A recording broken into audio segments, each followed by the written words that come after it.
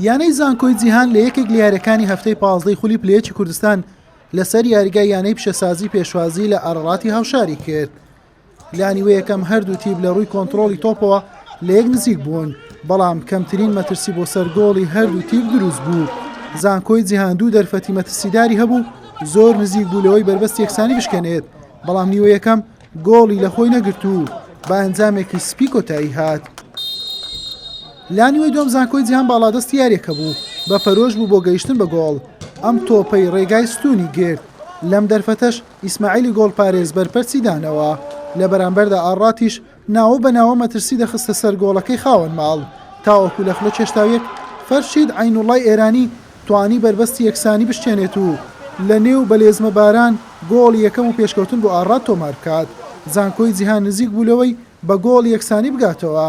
ئاکام عەبدوڕەزاقی بەرگریکار تۆپەکەی لەسەر هێڵی گۆڵ دوورخستەوە و نەیهێشت تۆڕی گۆڵیانەکەی بەهەژێنرێت.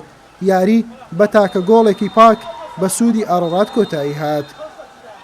زۆر سپاسیتەوە یاریزانەکان دەکەم کە بە هەمومان لە پێناویانە ئاڕات زەنگانی سوپاس بە خۆتوانیمان سێ خاڵی گرنگ لە یانەی زانکۆی جیهان بەدەستبێنین.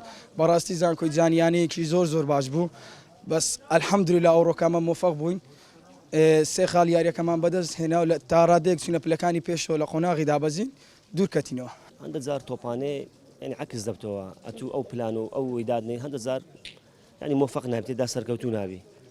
ئەو فەریقی لەگەرش ئەمەش لەگەرمانگەوێ بەڕاستی ینی لە خوارەوەی تەرتیب بوون ئەوانیش ینی لە خوارەوەی تەرتیب بوون گەری دابەزینیان هەبوو لە یانش خەخوایان گەمەکی باش بکەن بتوانن سێ خاڵ بەدەست بێنن و کەش و هەوای یاریەکەش بە تایبەتی شەوتی دووەم بەڕاستی تێکچوو بارانەکی زۆر و ئەمەش موفەق نەبوون، ئەو ڕۆک و پێویست نەبووین، ئەو پلان و ئەو شتانی کە دامان نابوو لەعیبەکان ڕاستی وەکو خۆی جێبەجیان نەکرد. ئەوە هۆکار بوو کەوانش لە فرسەتێکی ینی زاویەکی کوڕە سابتێکی گۆڵمان خوارد و تا ئەو تۆپانێ شەرەوەندەیە یەک گۆڵی بخۆی زاوێ ناتوانێت و ئەوەی دەتەوێت ناتوانین جێبەجێ بکەین.